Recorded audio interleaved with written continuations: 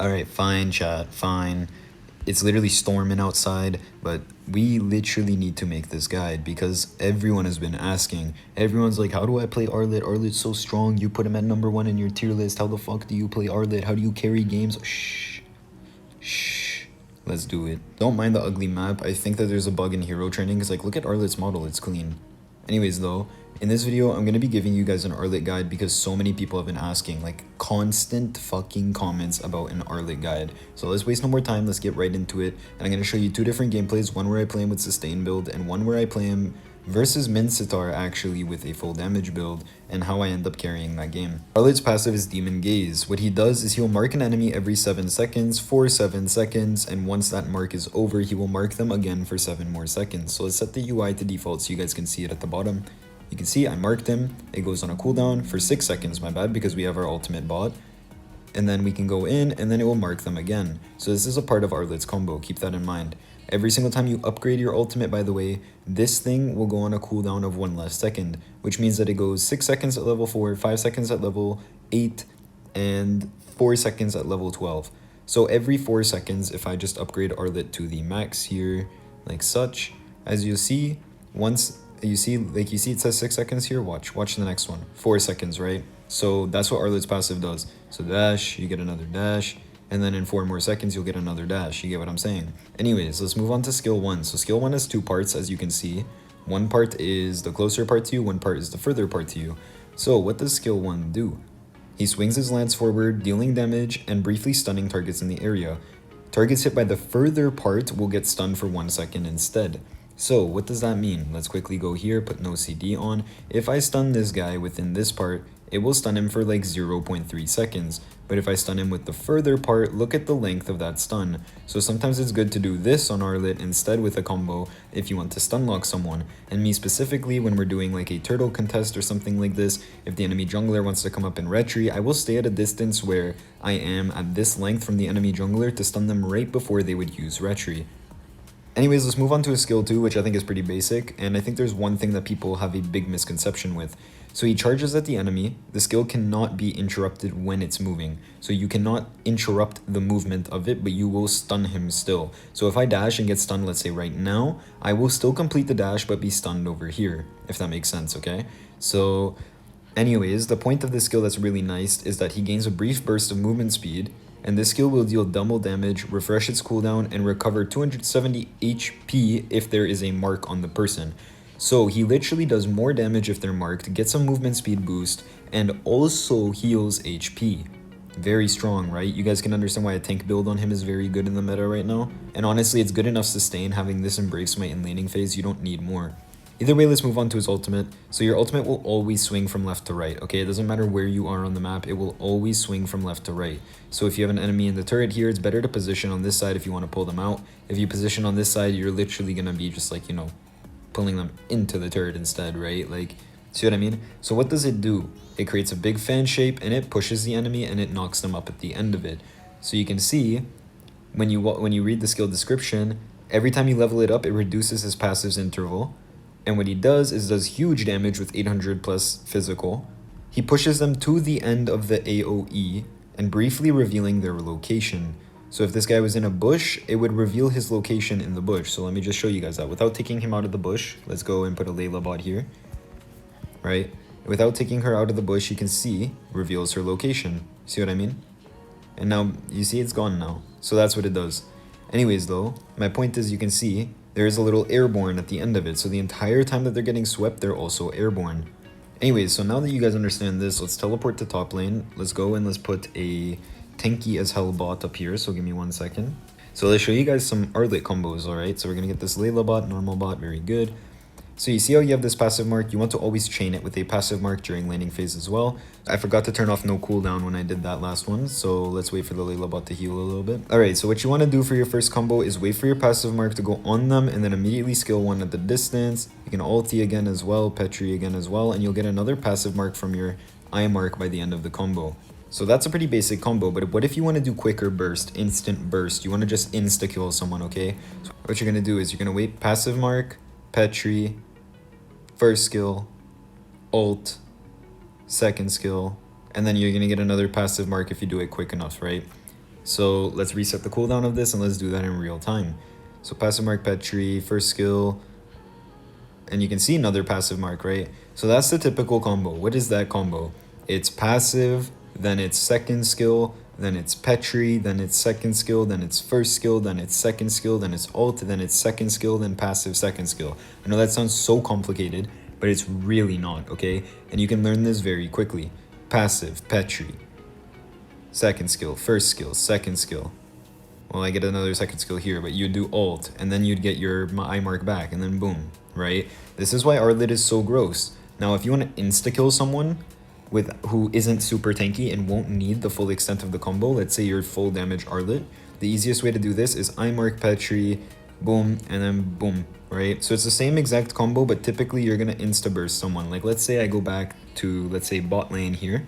Yeah, if you want to insta-kill someone, you get your passive mark on, Petri, and boom. And you can see, like, that damage is gross. Typically, you might have to do one more first skill and second skill, but you'll be fine. Like, honestly, Petri is the easiest way to do it. If Petri's on cooldown, you just do it with first skill instead. So it's like eye mark, first skill, second skill, ult, second. And that's if Petri's on cooldown or if you're using flicker. So another thing I need to talk to you guys about that is very, very, very, very, very, very, very important, because too many people are doing this. They're missing their dashes, and you're like, why am I losing my dash on Arlott, right? Like, why am I losing my dash? You're just confused. You don't understand why. Well, listen, guys, watch this. Watch how I'm going to tap it, and I'm not going to lose my dash at all, right? Look. You see? Like, I'm not losing my dash at all until I've gone through all 10 of them. You get what I'm saying? So, we'll do the same thing again. We're going to turn on no cooldown. We're going to drag all of these bots through. Boom, boom, boom, boom, boom. Boom, boom. I'm just tapping it.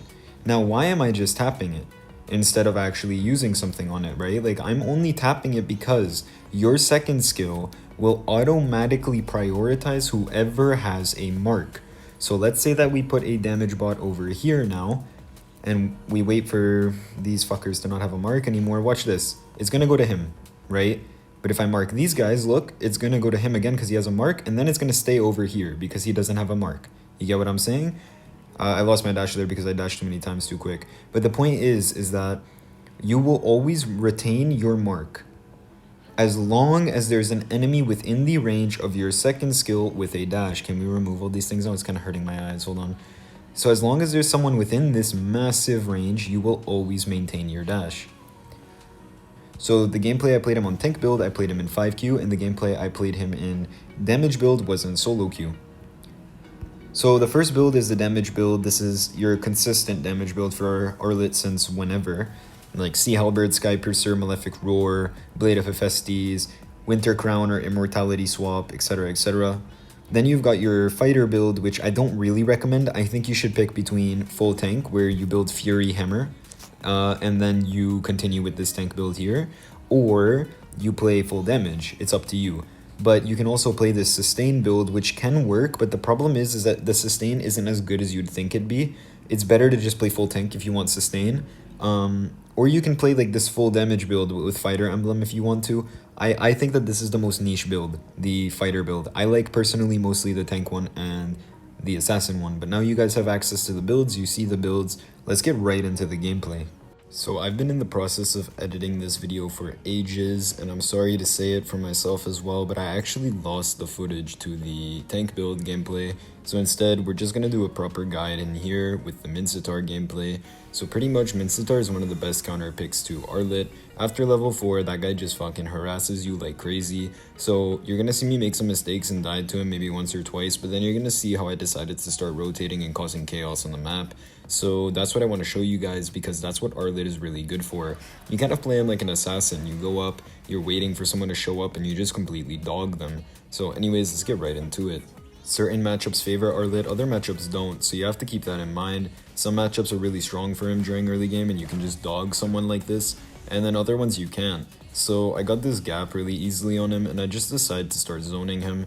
I'm not going to really show you guys much of that. I'm just going to show you one little quick clip right here where you can see that we were literally zoning this Mincy for the entire laning phase, and he ends up going mid lane. So we make him lose all of these minions, we have our level 4, we're ready for the turtle contest, etc, etc. Almost the entire laning phase was really fucking boring, so I decided to skip over it to where shit gets more interesting. So notice how I path in a way that I get my mark on Volier first. Here I fucked up, I didn't realize that Zushin had that many butterflies. I could have easily confirmed this kill on Gatto as well, but it is what it is. Since Mincitar is a really annoying matchup, I relinquished bot lane, and you can see that I did the perfect combo, which means hitting the far part of your skill 1. You can see that Volier, even though he didn't have ulti on cooldown, there's literally nothing that he could do against me there, and he just gets absolutely dogged.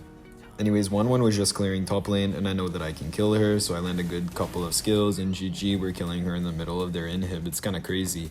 You're literally 3-hitting people, right?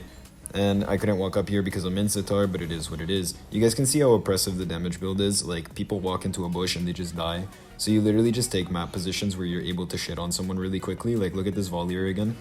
Case in point, sorry. Like, even if he wanted to ulti, he couldn't react and he would have been dead anyways. The guy just gets shit on, you know what I'm saying? So one of the reasons why I build Malefic Roar and Sea Halberd and also Sky Piercer is so I can do this type of shit to tanks as well. Like, look at this Gatto, he just gets shit on completely. There's literally nothing he can do. So the entire enemy team has to be scared of me because I can burst literally every single one of them.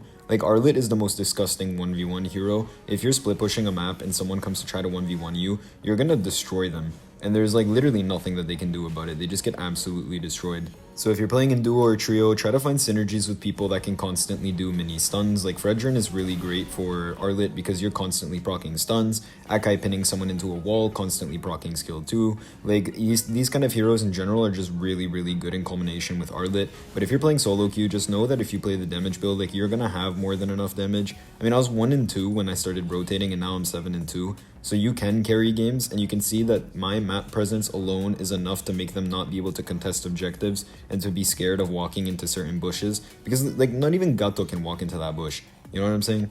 I'm just waiting to get my eye mark on someone here, and Mincy gets stunned, so it's time to perfect stun lock him so he can't ult. And you can see that, yeah, Mincitar's a counter, but if I'm stun locking you and you can't use your ulti, are you really a counter? You're not, you know what I mean? So you can win against Mincy, you just gotta stun lock him and make sure he can't ult you. And as long as you're doing that, you're totally fine. Like, Arlott's burst damage and CC chain is just way too gross. It's kind of like you're playing Fredrin, but with hella dashes and, like, you know, same amount of stuns pretty much. Like, Arlott is gross. I don't know. Like, I'm telling you right now, there's no better XP in the game. Like, especially if you're playing, like, trio queue. If one team has an Arlott in trio queue, their chance of winning is extremely high if you actually have good macro on Arlott. Like, if you have good macro, your chance of winning is fucking stupid. Because there's, like, no heroes that can do anything about you later in the game. When you have one-shot damage like this, you walk up, you go into a team with your eye mark, you petri them, you start dashing around, you use your first skill in your ulti and shit, like, they all disintegrate. Like, I haven't had the time to really play too many matches on Arlott this season, but if I did, I shit you not, I would probably have a lot of clips of me just terrorizing enemy teams or constantly killing the split pusher. Like, Arlott is amazing, bro. Like, I let him pick Mincy during draft first, and then I picked Arlott just to see for myself why people are crying about Mincy. And I can get it. Oh, he ults me under the turret. Oh, I can't fucking dash. Yeah, it's annoying, but there's so much level of macro to it that you can just literally avoid it. And like, look, I'm 11-2 in this game, am I not? About to be 11-2, my fault, I'm a little bit too early. But like, what is Mincy doing to me here? Nothing. What am I doing to his team? Destroying them. What's he doing to mine? Nothing. Like, you guys can't say Mincy's just a counter pick, but Mincy is a great hero. And I think in terms of a hero in this game for EXP lane to stop Dark System, if you are a very high macro EXP player, Mincitar is one of the best, and so is Arlott too. But then again, look at this. He just does this shit and I get caught out. And I didn't buy my immortality like a fucking dumbass. So, you know, there is some levels to it. But at the same time, Mincy no ulti means that my team can literally just brute force this base here. And you're going to see that that's exactly what they do. Anyways though, I hope you guys enjoyed this video. Please leave a like and subscribe down below. I know so many of you guys have been asking for this. In the future, I do want to make some content highlighting Mincy. I've noticed that he does have a lot of carry potential, but you have to be playing him right, and I think so many people are just playing him super wrong. But for the sake of this video, of course, Arlott is a monster. You guys need to be playing him. That's it for today.